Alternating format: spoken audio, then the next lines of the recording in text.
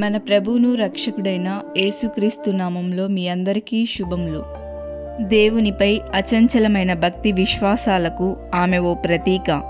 ప్రార్థనా జీవితంలో గెలుపొందాలి అనుకునే వారికి ఆమె ఓ తెరచిన పుస్తకం. ఆమె మరెవరో కాదు, హన్నా. దేవుని సన్నిధిలో కన్నీటితో ప్రార్థన చేసి ఆ ప్రార్థనకు జవాబు పొందుకున్న స్త్రీ హన్నా. ఈమె ఒక గొప్ప ప్రార్థనాపరుడు, గొప్ప ప్రవక్త అయిన సమూయేలుకి తల్లి. ఎఫ్రాయిము మన్యమందు రామ్తయీం సోఫీము పట్టణంలో ఎల్కానా అనే వ్యక్తి ఉన్నాడు. అతనికి 2 భార్యలున్నారు. వారిలో ఒకరి పేరు హన్నా, రెండో దాని పేరు పెనిన్నా. పెనిన్నాకు పిల్లలున్నారు, కానీ హన్నాకు లేరు. వీరు ప్రతి సంవత్సరం షిలోహులోని ప్రార్థనా మందిరానికి వెళ్తూ ఉండేవారు. సైన్యములకు అధిపతియగు యెహోవాకు మ్రొక్కుటకు, బలి అర్పించుటకు ప్రతి సంవత్సరం కూడా షిలోహులోని మందిరానికి వెళ్తుండేవారు. హన్నా అంటే ఎల్కానాకు ఎంతో ఇష్టం. ఎల్కానా బలి అర్పించినప్పుడు పెనిన్నాకు, ఆమె కుమారులకు కుమార్తెలకు పాలు అనగా భాగం ఇచ్చేవాడు. హన్నాకు మాత్రం 2 పాలు ఇచ్చేవాడు. దేవుడు హన్నాకి సంతు లేకుండా చేసెను. ఈ కారణాన్ని బట్టి ఆమె వైరియగు పెనిన్నా ఆమెను విసిగిస్తూ కోపం పుట్టించేది. హన్నా జీవితంలో సంతోషమే లేదు. వారిది ఉన్నతమైన కుటుంబంగా ఉంది. ప్రేమగా చూసుకునే భర్త ఉన్నప్పటికీ హన్నా జీవితం ఒక తీరని లోటు. బహుశా హన్నాకి పిల్లలు లేని కారణంగా ఎల్కానా పెనిన్నాను వివాహం చేసుకుని ఉండొచ్చు. యెహోవాయే ఆమెకు సంతు లేకుండా చేశాడు. దేవుడే హన్నా గర్భాన్ని మూసి ఉన్నాడు. హన్నా ప్రతి సంవత్సరం దేవుని మందిరానికి వెళ్తుంది, కానీ పెనిన్నా విసిగించి కోపం పుట్టించడం వలన హన్నా భోజనం చేయక ఏడుస్తూ ఉండేది. దేవుడే హన్నాకు సంతానం లేకుండా చేశాడు. అనారోగ్య సమస్యను మాంత్రిక ప్రభావం వలనో అయితే ప్రార్థన ద్వారా బంధించవచ్చు. హన్నా తన భర్తకి ప్రియముగా ఉంది, కానీ దేవుని దగ్గర ప్రియముగా లేదు. మనం దేవునికి ప్రియముగా ఉండాలి. మనం దేవునికి ఇష్టంగా ఉండాలి. అప్పుడు దేవుడు మన యందు ఆనందించును. తండ్రి తన అద్వితీయ కుమారుడైన యేసును ఇలా అంటాడు, నీవు నా ప్రియ కుమారుడవు, నీ యందు నేను ఆనందించుచున్నాను అన్నాడు.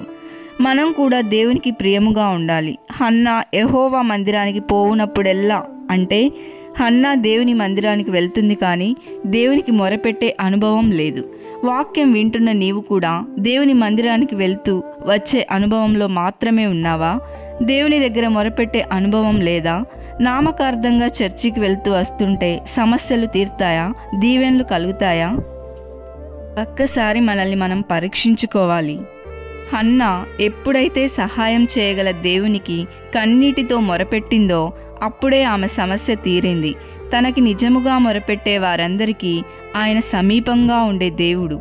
హన్నా దేవుని సన్నిధిలో తనని తాను తగ్గించుకొని తన సమస్యను బట్టి, తన వైరి అయిన పెనిన్నా విసిగించుటను బట్టి, వచ్చిన అత్యంత కోప కారణంను బట్టి బహుగా ఏడ్చుచు దేవుని సన్నిధిలో ప్రార్థించేది. హన్నాకి వచ్చిన కోపాన్ని బట్టి ఆమె ఏమాత్రము ఏ చెడు కార్యము చేయలేదు, ప్రార్థన మాత్రమే చేసింది. ఒక తీర్మానం తీసుకుని ప్రార్థించింది. ఒక కుమారుని అనుగ్రహిస్తే అతని బ్రతుకు దినములన్నిటను దేవునికి ప్రతిష్ఠిస్తానని దేవుని దగ్గర మొరపెట్టుకుంది. నీ సేవకురాలనైన నా శ్రమను చూడు, నన్ను మరొక జ్ఞాపకం చేసుకోమని ప్రభువును వేడుకునింది. బహు దుఃఖాక్రాంతురాలై ప్రార్థన చేయిచు బహుగా ఏడ్చింది. తన శ్రమ గురించి ఆలకించి తీర్చే దేవుడికి చెప్పింది. హన్నా పరిసయ్యుని వలె ప్రార్థించలేదు. యథార్థమైన ప్రార్థన, పట్టుదలతో ప్రార్థన చేసింది. ఈరోజు నీవు కూడా హన్నా వలె ప్రార్థిస్తున్నావా?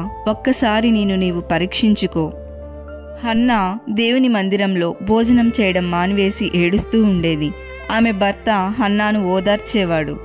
హన్నా యెహోవా మందిరంలోనికి వచ్చి ప్రార్థన చేస్తూ ఎంతో దుఃఖపడేది. సైన్యములకు అధిపతియగు యెహోవా, నీ సేవకురాలనైన నాకు కలిగిన శ్రమను చూసి నీ సేవకురాలనైన నన్ను మరొక జ్ఞాపకం చేసుకుని నాకు ఒక కుమారుని దయచేసిన ఎడల వాని తల మీదకి క్షౌరపు కత్తి ఎన్నటికీ రానియక వాడు బ్రతుకు దినములన్నిటను నేను వానికి యెహోవానగు నీకు అప్పగిస్తానని మ్రొక్కుబడి చేసింది. ఆమె ప్రార్థన చేయు స్థలంలో ఒక ప్రక్కన ఏలీ అనగా షిలోహు మందిరం యొక్క ప్రధాన యాజకుడు మందిర స్తంభం దగ్గర ఆసనం మీద కూర్చుని ఉన్నాడు. ఏలీ హన్నాను గమనిస్తూ ఉన్నాడు. ఆమె మనసులో ప్రార్థిస్తుంది కాబట్టి ఆమె స్వరం పైకి వినబడట్లేదు, కానీ ఆమె పెదవులు కదులుచున్నవి. దాన్ని బట్టి ఈ యాజకుడైన ఏలీ ఆమెను మత్తురాలనుకుని ఆమెను గద్దిస్తాడు. దైవజనుడైన ఏలీ మాటలకు హన్నా బాధపడలేదు. అంత కోపంలో ఉండి కూడా, అంత బాధలో ఉండి కూడా హన్నా ఇలా అంటుంది, నా ఏలినవాడా, నేను మనోదుఖం గలదాననై ఉన్నాను. నేను ద్రాక్షరసం కాని మద్యం కాని పానం చేయలేదు కాని నా ఆత్మను యెహోవా సన్నిధిలో కుమ్మరించుకొంచున్నాను. నీ సేవకురాలనైన నన్ను పనికి మాలిన దానిగా ఎంచవద్దు. అత్యంత కోప కారణాన్ని బట్టి నేను దుఃఖపడుచు నాలో నేను ప్రార్థించుకొంచున్నాను అని చెప్తుంది. అందుకు ఆ దైవజనుడు అంటాడు, నీవు క్షేమంగా వెళ్ళు. ఇశ్రాయేలు దేవునితో నీవు చేసుకున్న మనవిని ఆయన దయచేయునుగాక అని ఆమెతో చెప్తాడు. ఆమె సమస్య కానీ ఆమె మనవి కానీ ఏలీకి తెలీదు. కానీ నీవు క్షేమంగా వెళ్ళు, ఇశ్రాయేలు దేవునితో నీవు చేసుకున్న మనవి ఆయన దయచేయునుగా కానీ మంచి వాక్కులతో చెప్తాడు. అందుకు హన్నా అంటుంది, నీ దృష్టికి కృపనొందుదునుగాక అని చెప్పి తన ఇంటికి వెళ్ళిపోతుంది. ఆ రోజు నుంచి హన్నా ఏడవడం మానివేసింది. ఇక్కడ చూసినట్లయితే హన్నా దేవుని సేవకుణ్ణి గౌరవించింది. తనని అపార్థం చేసుకున్నప్పటికీ కూడా ఏలీని తప్పుపట్టలేదు. నీకు జ్ఞానం లేదా, తెలివి లేదా అంటూ తప్పుపట్టలేదు. మనం కూడా దైవజనులను గౌరవించాలి. వారికంటే మనకి ఎక్కువ జ్ఞానం ఉందంటూ గర్వించకూడదు. హన్నా దేవుని సన్నిధిలో ప్రార్థన చేసిన తర్వాత తనలో మార్పు వచ్చింది. భోజనం చేయిచు దుఃఖాముఖిగా ఉండడం మానేసింది. ఆమెలో ప్రార్థన, ధైర్యం, నమ్మకాన్ని తెచ్చింది. ఆమె నమ్మకం దేవుని సేవకుడైన ఏలీ మాట చొప్పున ఆమె చేసుకున్న మనవి దేవుడు దయచేశాడు. యెహోవా ఆమెను జ్ఞాపకం చేసుకున్నాడు. హన్నా గర్భం ధరించి కుమారుని కనింది. నేను యెహోవాకు మొక్కుకొని ఈ బిడ్డను కన్నాను గనుక ఇతనికి సమూయేలు అని పేరు పెడుతుంది. తను మొక్కుకున్న ప్రకారం సమూయేలు పాలు విడిచిన తరువాత అతడు ఇంకా చిన్నవాడై ఉన్నప్పుడే యెహోవాకు ప్రతిష్ఠించింది. హన్నా లేక పుట్టిన కుమారుణ్ణి దేవుని మందిరంలో విడ్చుటకు వెనుకాడలేదు. అప్పుడు ఏలీ ఇలా అంటాడు, యెహోవా సన్నిధిని మనవి చేసుకునగా నీకు దొరికిన ఈ సంతానంనకు ప్రతిగా యెహోవా నీకు సంతానం ఇచ్చునుగాక అని ఆశీర్వదిస్తాడు. యెహోవా హన్నాను దర్శింపగా ఆమెకు గర్భవతి అయి 3 కుమారులను 2 కుమార్తెలను కనెను. ఒకప్పుడు పిల్లలు లేరని దుఃఖపడిన హన్నాకు దేవుని దగ్గర కన్నీటితో మొరపెట్టగా ఒక గొప్ప ప్రార్థనాపరుడు, రాజులను అభిషేకించే ప్రవక్త అయిన సమూయేలును అనుగ్రహించాడు.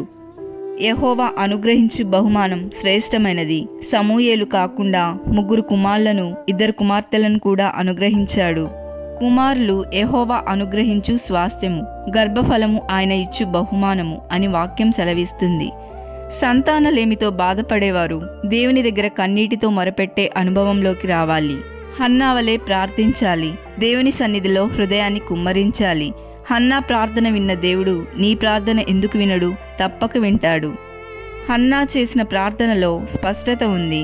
దేవుడు తన ప్రార్థనకు ప్రతిఫలమిస్తాడని విశ్వసించింది.